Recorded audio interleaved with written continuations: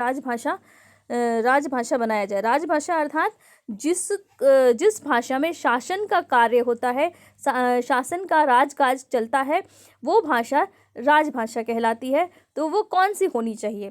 तो इस पे एक बहुत लंबी बहस चली थी, कई लोगों ने अपने अपने मत दिए थे। तो उसको ही हम आगे देखते हैं कि हिंदी को राजभाषा के रूप में स्वीकारा जाने का औचित्य। यद्यपि भारत एक बहुभाषी देश था, किंतु लंबे काल से हिंदी या उसके स्वरूप इसके बड़े भाग पर संपर्क भाषा के रूप में प्रयुक्त होता था। भक्ति काल में उत्तर में से दक्षिण तक, पूरब से पश्चिम तक अनेक संतों ने हिंदी में अपनी रचनाएं की। स्वतंत्रता आंदोलन में हिंदी पत्रिका ने महान भूमिकाएं अदा की।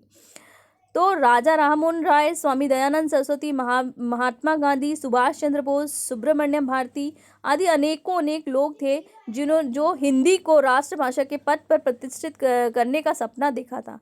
महात्मा गांधी ने 1917 में भरूच में गुजरात शैक्षिक सम्मेलन में अपने अध्यक्षीय भाषण में राष्ट्रभाषा की आवश्यकता पर बल देते हुए कहा कि भारतीय भाषाओं में केवल हिंदी ही एक ऐसी भाषा है जिसे राष्ट्रभाषा के रूप में अपनाया जा सकता है, क्योंकि यह अधिकांश भारतीयों द्वारा बोली जाती है।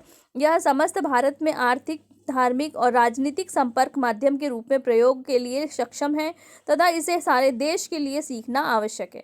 राष्ट्रपिता महात्मा गांधी ने राष्ट्रभाषा के निम्नलिखित लक्षण बताएं, जिसमें सबसे पहला था प्रयोग करने वाले के लिए वह भाषा सरल होनी चाहिए। उस भाषा के द्वारा भारतवर्ष का आपसी धार्मिक, आर्थिक और राजनीतिक व्यवहार हो सकना चाहिए। तीसरा, यह जरूरी है कि भारत के बहुत से लोग उस भाषा को बोलते हों। चौथा, राष्ट्र के लिए वह भाषा आसान होनी चाहिए। पांचवा, उस भाषा का विचार करते समय किसी क्षणिक या अल्पस्थायी स्थिति पर जोर नहीं देना चाहिए। तो ये सारी मुख्य बातें थी जिसके आधार पर राष्ट्रपिता महात्मा गांधी ने कहा कि एक राजभाषा होनी चाहिए। फिर अनुच्छेद 343 की राजभाषा अनुच्छेद, इसको हम आगे पढ़ेंगे क्योंकि आगे हमारे पास पॉइंट्स हैं जिनमें हमको इसको विस्तार से पढ़ना